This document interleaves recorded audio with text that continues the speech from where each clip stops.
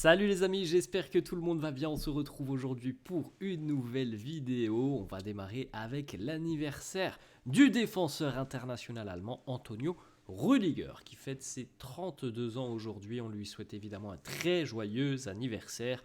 On espère que la fin de saison sera couronné de succès pour le Real. On espère qu'il évidemment pourra rendre de bons et loyaux services dans le secteur défensif. On en a besoin de lui, on a besoin tout simplement de son état d'esprit, on a besoin aussi de sa grinta, on a besoin de son dynamisme sur le front de l'attaque. On sait que c'est l'un des problèmes du Real depuis le début de saison, cet équilibre défensif qui est assez précaire. On regarde les amis comme d'habitude chaque lundi le programme qui attend le Real sur la semaine à venir.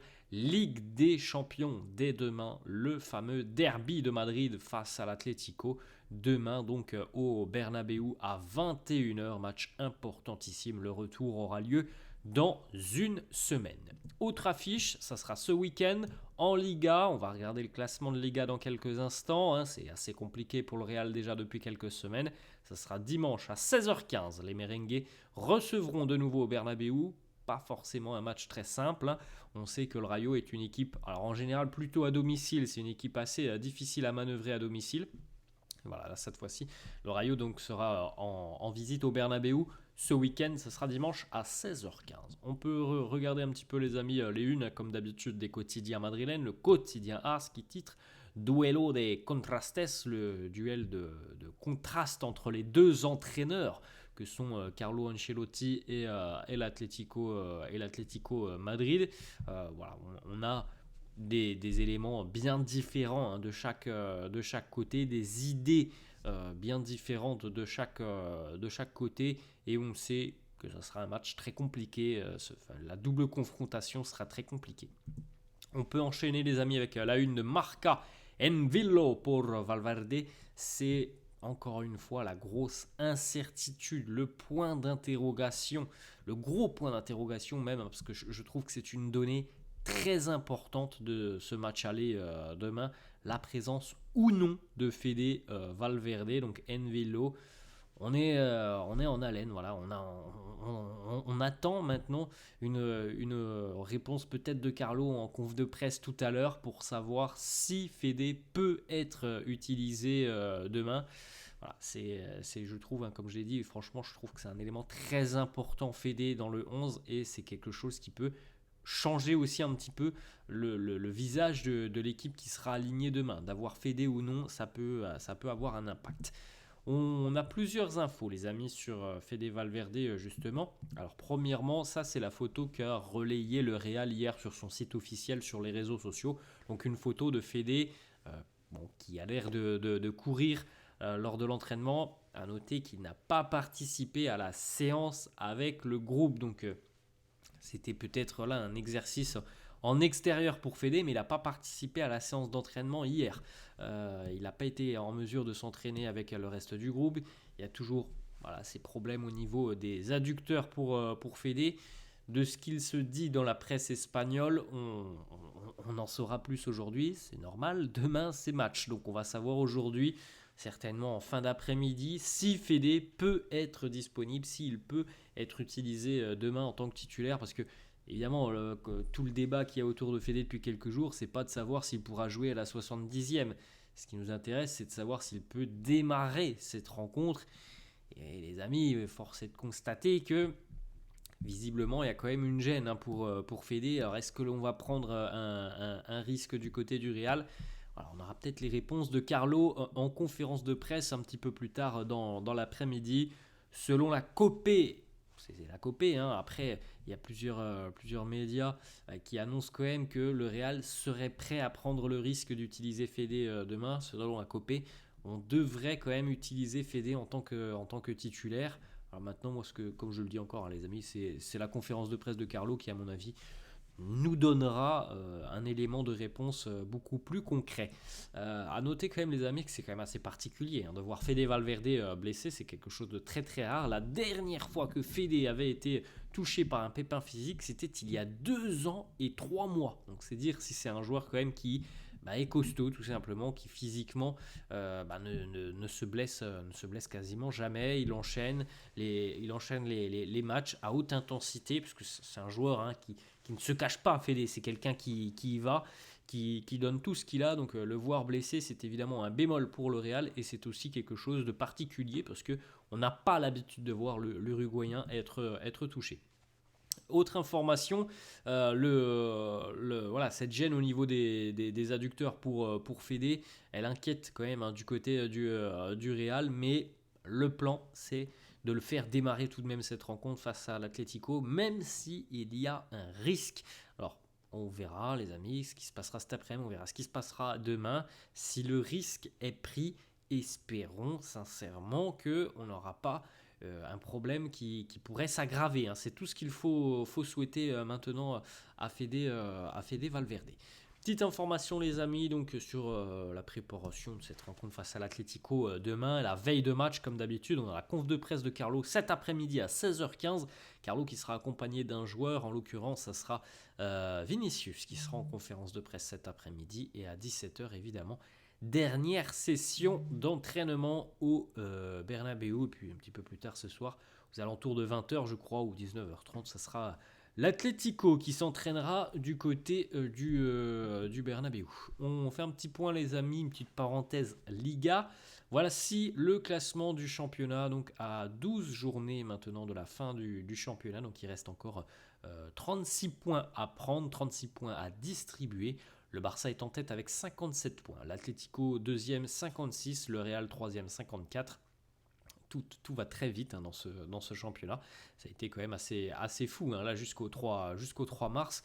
Alors je sais pas comment se terminera cette saison, mais jusqu'au 3 mars on a eu quand même un championnat assez dingue, avec tout le monde qui a eu un gros temps fort et des gros temps faibles.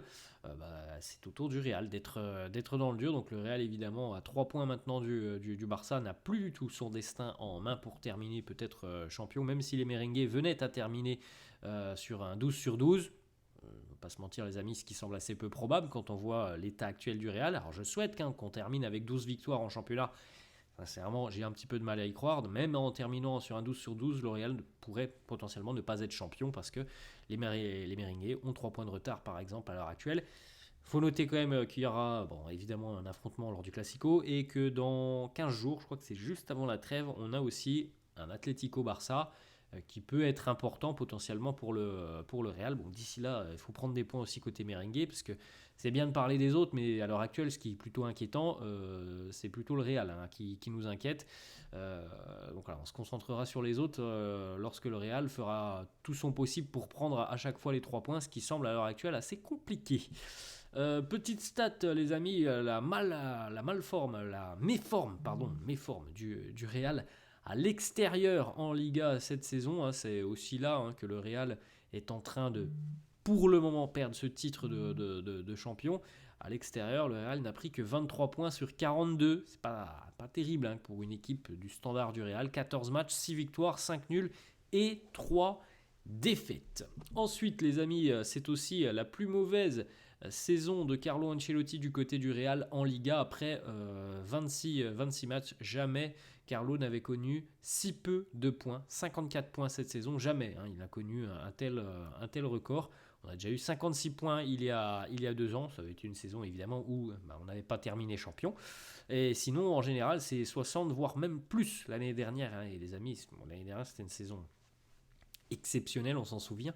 L'année dernière, c'était 65 points à ce stade de la compétition. Donc, on était sur des bases quasiment records pour le Real.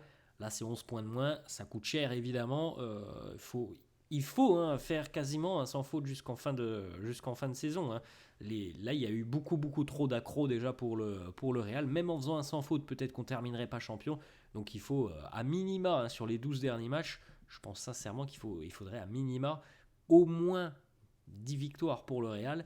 On verra si les merengues seront en mesure d'aller chercher au moins ces 10 victoires sur les 12 derniers matchs. C'est ce qu'il faut espérer. Autre petite stat, les amis, du côté du Real.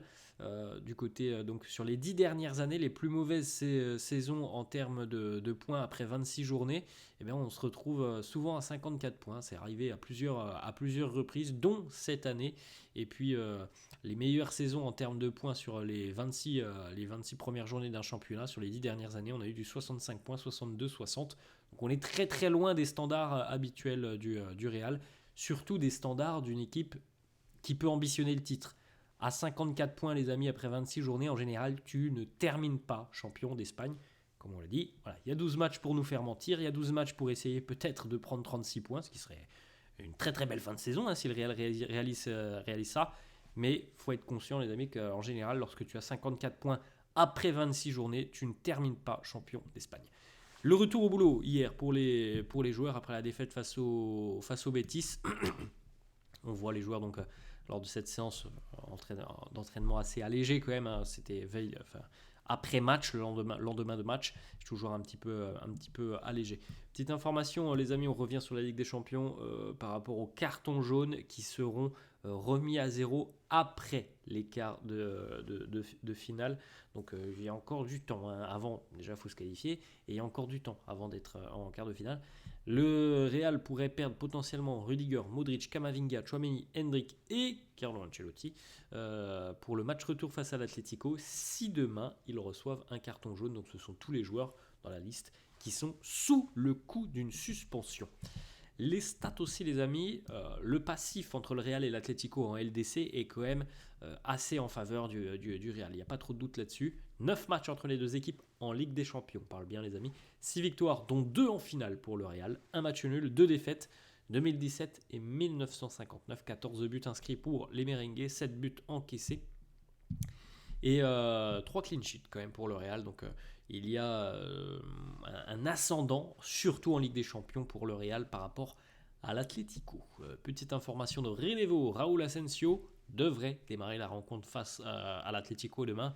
On en a parlé longuement lors de la vidéo d'hier, des choix de Carlo, notamment David Alaba. Je pense qu'on a vu à l'heure actuelle les limites et le manque de rythme de David Alaba qui, selon moi, ne peut pas démarrer une rencontre comme ça, une rencontre d'une telle importance en LDC. Donc j'espère que ça se confirmera et que Raúl Asensio sera titularisé demain.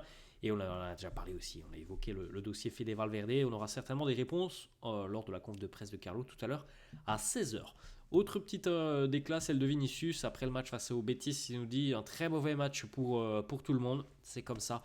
On y va, on est tous ensemble pour mardi. On espère que l'ambiance sera folle du côté du Bernabéu. On a besoin de vous et voilà, on se voit là-bas. On va terminer les amis. Non, on termine pas tout à fait. Petite information, le trophée donc de joueur du mois de février. Voilà les nominés du côté du Real: Luka Modric, Jude Bellingham, Brahim Diaz, Rodrigo et Vinicius. Et on termine avec 2-3 petites photos aussi de Sergio Ramos qui a gagné avec son équipe au Mexique cette nuit et qui a marqué d'ailleurs son premier but sous ses nouvelles couleurs avec son fameux numéro de maillot 93. À noter 2 petites déclats voilà, de Sergio Ramos. Petite question-réponse, ton meilleur ami dans le monde du football. Il nous dit Luka Modric et puis le joueur à l'heure actuelle que tu préfères. Et on a cité 2, Kylian Mbappé et Vinicius. Voilà les amis, la fin de cette vidéo, j'espère que ça vous a plu. Merci à tous ceux qui sont présents, à tous ceux qui s'abonnent, à tous ceux qui lâchent des petits pouces bleus. Merci franchement les amis, ça fait hyper plaisir. Je vous souhaite une très bonne journée et on se retrouve demain. Ça sera jour de match, jour de derby en Ligue des Champions. Allez, ciao à tous.